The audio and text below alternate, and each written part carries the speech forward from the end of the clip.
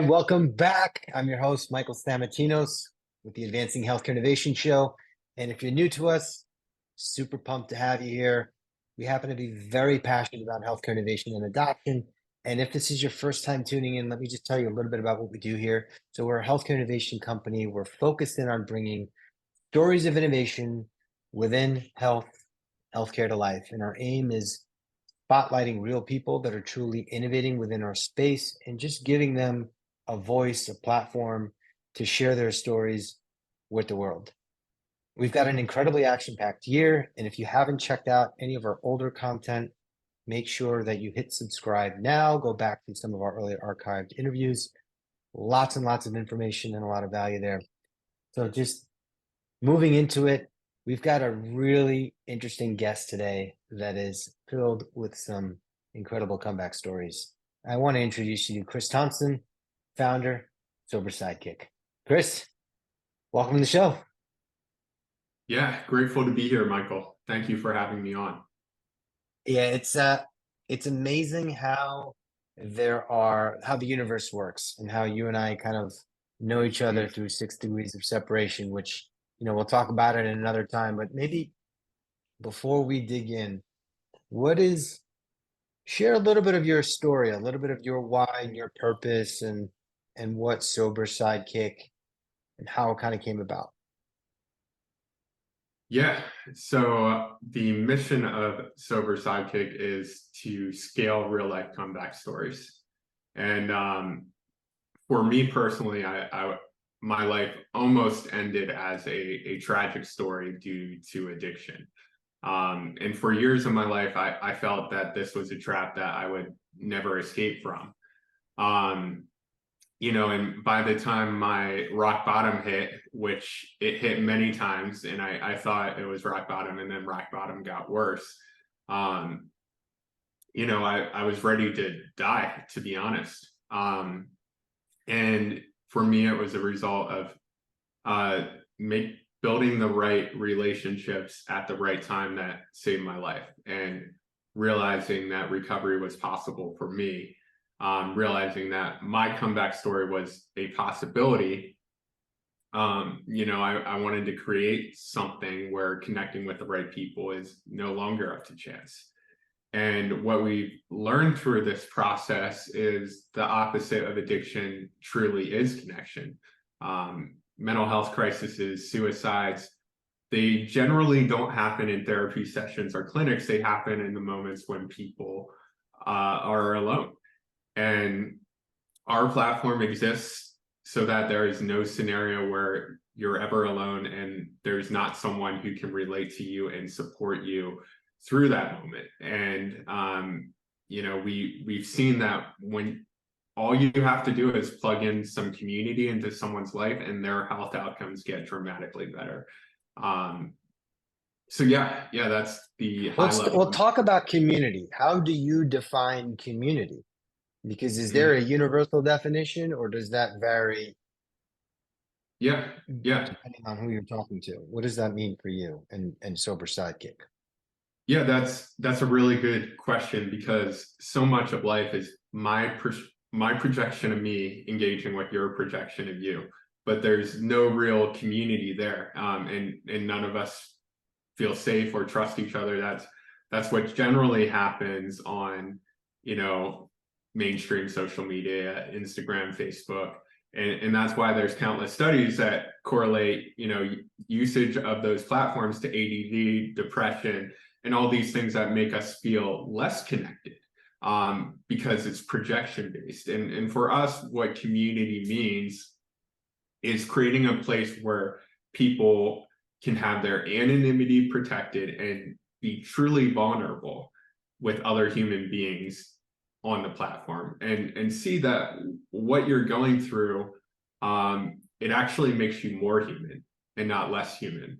And that's what, especially those who battle addiction or mental health or depression or any of these things, they tend to dehumanize themselves, and they live in a world that kind of dehumanizes them for not being okay. We're here to create the opposite effect. So it sounds like what you're saying is we live in a world where we're more connected, more than ever before, and Hmm. yet there's higher degrees of people feeling alone, isolated, anxious. And I think it has a lot to do with the perceptions that when other people are placing their highlight reels on whatever, social media platforms are out there, I think that hits inwardly. And then if you parlay that with an addiction on top of that, you're saying that it magnifies that feeling even more. And yet the antidote to that is, you're saying, is that in order to feel connected, you have to be in a space where, number one, people don't actually know the personal details about you, and you can share that in a safe place without feeling judged or labeled. I just want to make sure I'm not missing something there. Yeah, and I'll add a layer on top of it, paying it forward. That's the biggest piece of our platform. Um, and it's actually required within our platform. Before you can post about yourself, you have to provide support to someone else. And that's what's led to this endless loop of empathy where no one has ever gone without support within this platform, because it's all built around empathy and not ego, and reaching out to others, supporting others. And we captured the therapeutic value that comes out of being there for someone else during a dark time. It brings you out of your own mental traps. And this is something we've seen work in countless support communities in the real world, and we're digitalizing it. So how does this, I'm very familiar with like 12 steps and other programs that Yeah. are out there. Does this act as a complementary piece to that? Does this replace that? How does that work all together? Yeah, so one of the flags I'll raise about 12-step programs, which AA is the largest one, and it's the most successful program in the world, looking at rehabs, looking at for-profit treatment centers. AA has done more good for people battling alcoholism than any other platform. At the same time, 75% of AA's population is white male and over the age of 40. So even for white males, it's failing to reach them before their third DUI and their fourth marriage and 5 kids that hate them. So the question here is, how can we create something that is accessible for everyone, that is relatable for everyone? Yeah, it is. But to your point, as far as modeling the vulnerability and modeling the service and modeling the empathy that we've seen in those rooms, we've certainly modeled all as much of the good that we've seen from those programs. Awesome. Can you share maybe perhaps a story or two of some of the successes, not just from personal stories, but also even just what the platform is doing today? I mean, I'm assuming maybe you guys share some of those, I don't know, on social media, but just for those that aren't totally tuned in or plugged into Sober Sidekick, you mind sharing? Yeah, absolutely. So last week we hit 200,000 members, which was very exciting. But day one of the platform, there was no marketing budget. There were no dollars, and I fortunately come from a technical background, so I was able to code the MVP myself. But day one, we saw an organic stream of people find this platform and support each other from the beginning, who we didn't know from Adam, which spoke to how big the need is for this type of solution. And for everyone, their biggest pain point was isolation. And at that point in time, there were plenty of apps that were better designed than ours. There were plenty of apps with way more content, with way more people, with way more features.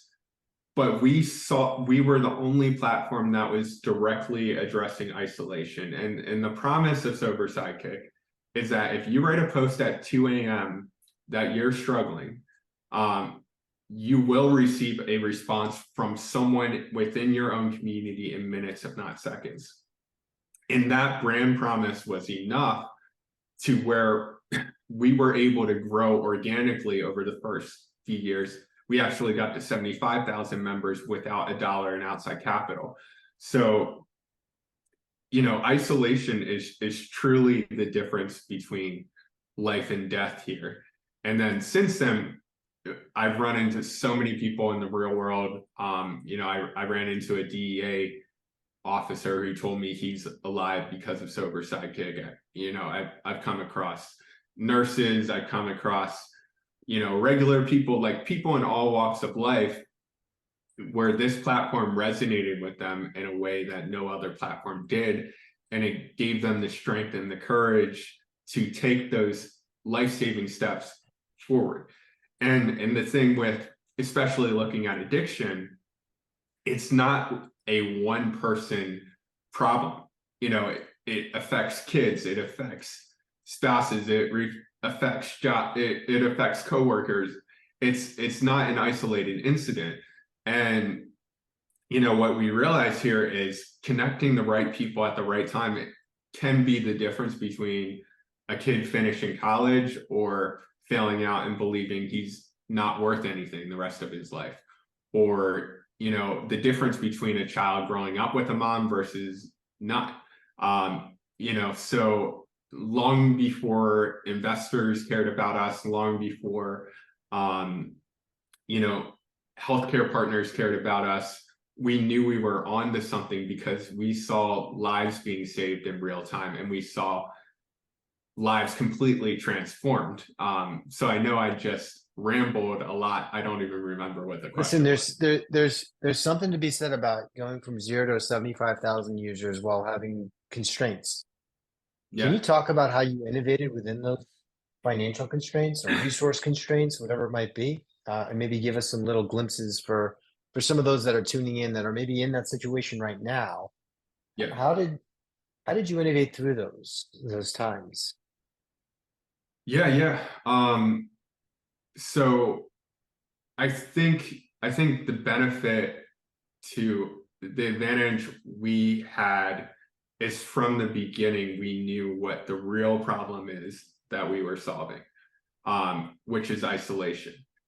And we very quickly in the beginning could draw a line between less isolation and decreasing isolation. When you decrease isolation, you decrease relapse rates. When you decrease isolation, you reduce depression and risk of suicide. So from the beginning, our focus was how can we build an experience on a per member basis. So in the beginning, I didn't really care how many downloads we got. I didn't really care how fast our growth was. I've had the experience in another startup of going viral on launch day and getting 40,000 downloads within 2 hours, and seeing only a few of them stick around with another startup experience. So I've learned the hard way that what matters most in the beginning is experience. And we were so obsessed over the human experience that people have with our platform. Year one, I was on the phone with members every day. My phone number is actually still on the website. And it keeps us in touch, and I still have random people call me. I pick up the phone every time because I never know who it's going to be. And yeah. I hope no one calls during the time that we're talking right now. Yeah.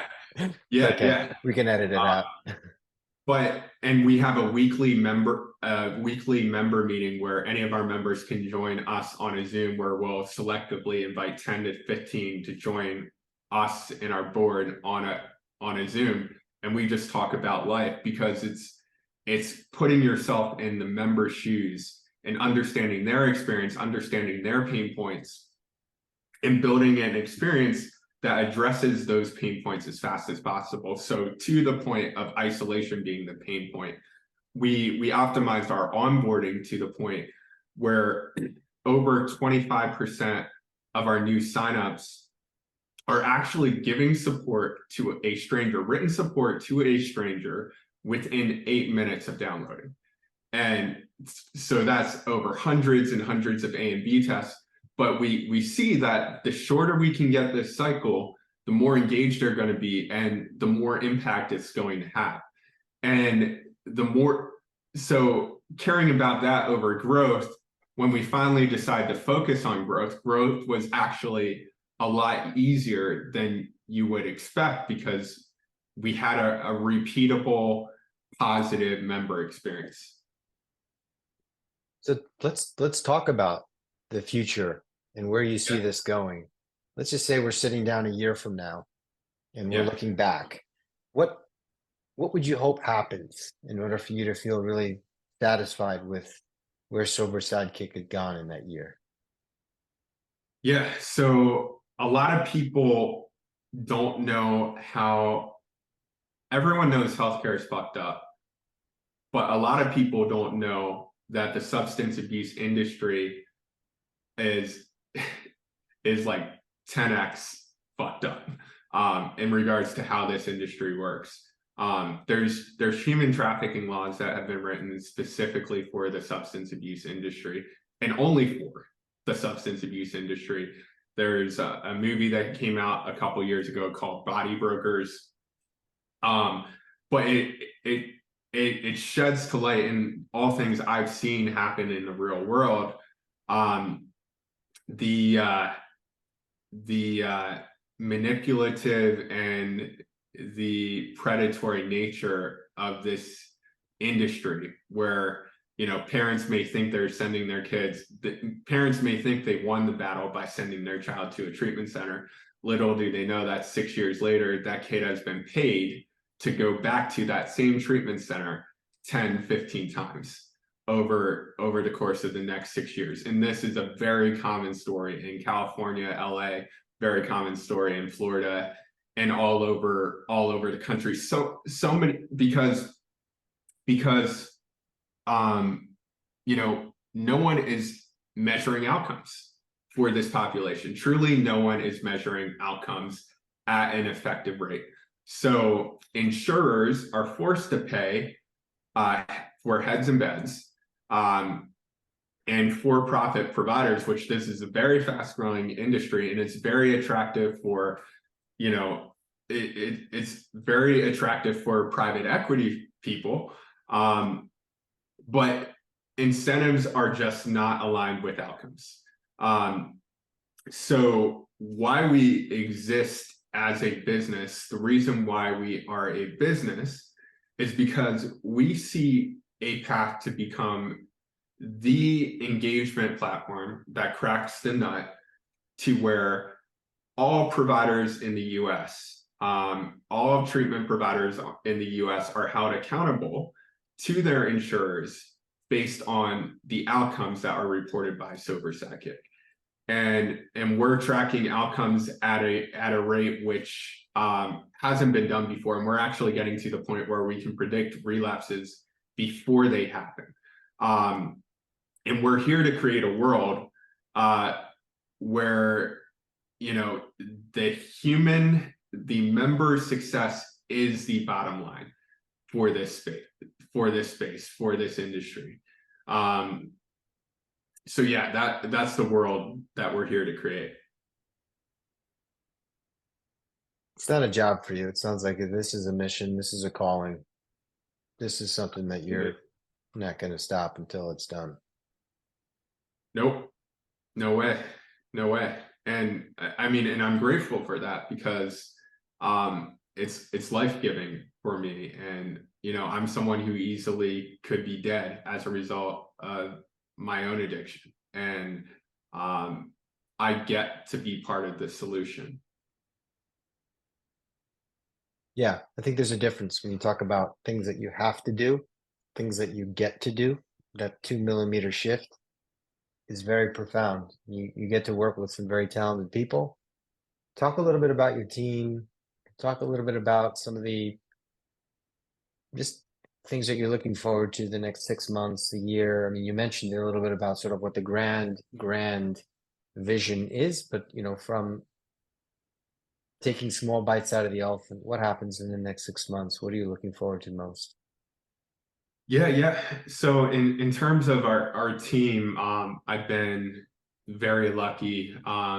It started out with a co-founder who came in 2 years in, um, who spent 10 years in the substance abuse space and had gotten to the point where he was sick of it. And I'm grateful for him because I I knew where there's smoke, there's fire, but I didn't know where the fires were. Um, Yeah. and being able to navigate the space and see the problems for what they are from a business perspective, um, and his experience that he's brought to the team. And then over the last year, our team has just compounded. One of the big things to happen for us was the American Heart Association um, making the decision to lead our round. And then the angel investors that we've attracted who are constantly working to push this forward. And the board members that we've been able to bring on, and then the team members we've been able to bring on. We just recently brought in Ram Gupta to our board, our first outside board member. He was on the founding team of WebMD, and just three startups, three IPOs, but the most mission driven, wise, and humble person I've ever met. Um, and our behavioral health team, I got to hire my former economic development professor, Lindy Backus, who comes from a social science background, leading the research, and then a man named Michael Brothers. I believe you know him. Yeah. So we know Yeah. well. Yeah. Yeah. So he came on as our biggest investor, and has been just the best growth partner possible. He knows what our goals are, which are to establish value-based deals with insurers directly, and he is constantly opening those doors for us. And we've Shout out to added. Michael Brothers. Yeah, shout out. So yeah, and we've added, we're adding new people every month. And in fact, if you're hearing this podcast and you align with the mission, feel free to reach out to me on LinkedIn. There's always gaps that can be filled. So yeah. Well, let me ask you this before we kind of, run through towards the tail end of the show here. Is just, I mean, what are some of the risks? I mean, you're the CEO, you're looking out into the future, but where do you see some of the greatest risks are for what it is that you're trying to do? Yeah. So the greatest risk that we have, and that all healthcare startups have, is running out of time before you establish major deals with major healthcare partners. That's the greatest risk, and that's the greatest risk for us between now and Series A. The fortunate thing with us is the way we built this company and the way we built this team. Like I said, we got to 75,000 members without a dollar in outside capital, and we understand that this is a long game. And we're, like, as you said, this is a calling for me for life. So we built this company in a way where there's not a scenario where our company goes under. There's a scenario where our company maybe has to take a pause for a while. But that is the greatest risk, is the speed at which we can close major deals. And then also there's a lean perspective where we're highly capital efficient. And then there's the other factor of adding people like Michael Brothers, adding people like Ram to our team, and continuing to add thought leaders in this space who can speed up the process of getting into the right doors. I just had my 4th meeting with the DoD this morning, and a year ago I never thought that like I'd be having back-to-back meetings with the DoD, in terms of a pilot. So greatest risk is running out of time.